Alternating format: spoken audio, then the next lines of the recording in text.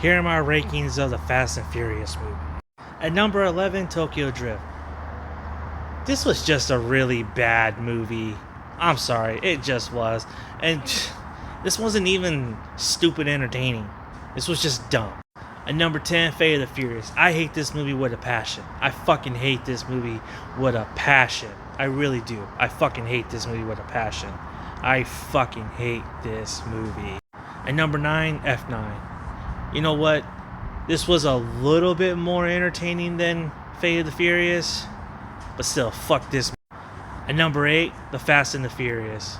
I get that you were trying to remake Point Blank in No Man's Land and combine it into one fucking cool idea, but it just doesn't work because you lean in too much into the racing aspect when you should be leaning into the procedural aspect of this movie, because that would have made it a much better movie. And then coming in at the number 7 spot is Too Fast, Too Furious. Even though the CGI is heavily dated and it's probably the weakest in the franchise, I enjoy this movie a lot more than I do any of the other movies, honestly. This is probably one of the ones that I've rewatched the most because it's just one hell of a nostalgia kick. I'm just going to be real. Paul Walker and Tyrese Gibson actually have really great chemistry together, and I actually buy them as friends. At number 6, Fast and Furious 6.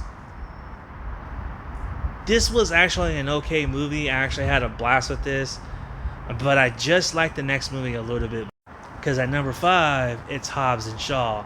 Tango and Cash can crawl, so Hobbs and Shaw could run. Hobbs and Shaw is basically Tango and Cash on steroids.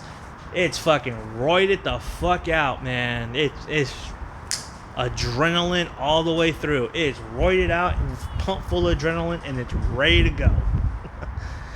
This movie is awesome. Let's just be real. Jason Momoa made this fucking movie, and it's the only reason why it's higher on this list. The reason it's at number 4 is because of Jason fucking Momoa. You know what I mean? Jason Momoa stole this fucking movie. Point blank, period. And at number 3, Fast 5. I mean,